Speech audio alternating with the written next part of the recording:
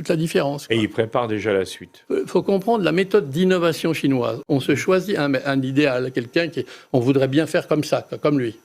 Ils s'en sont choisis deux.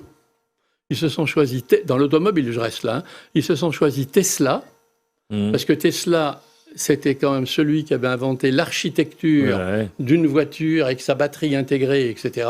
Donc il fallait faire au moins aussi bien que lui. Et ils se sont choisis les Allemands, parce que les Allemands, ça a toujours été les rois de la puissance, les moteurs, et de la cinématique, les transmissions aux 4 roues, machin, etc. J'ai identifié, dans les voitures présentées, 54 modèles concurrents de Tesla. 54.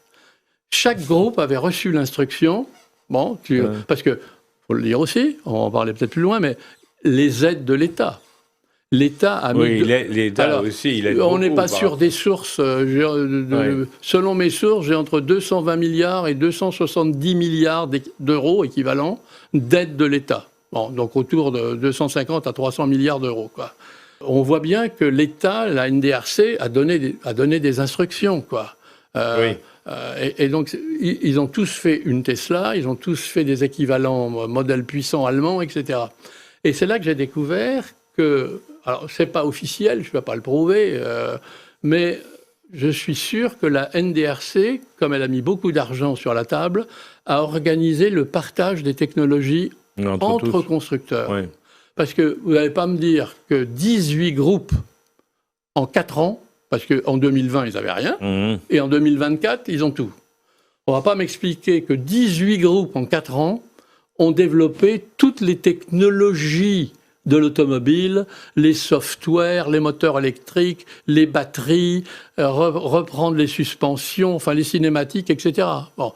Non. Donc, ils ont un système, je ne sais pas lequel, où en fait, on peut trouver la technologie sur étagère. Le meilleur exemple, c'est celui de Xiaomi, le fabricant de téléphones. Voilà un gars, société, qui ne faisait que des téléphones.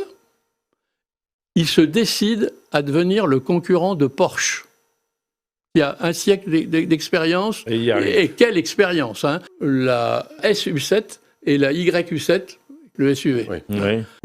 Il annonce ça, il a déjà 100 000 commandes dans l'heure. En 6 mois, il en a déjà produit 150 000. Et je crois que la deuxième année, il va déjà en faire 400 000. Et il a rien.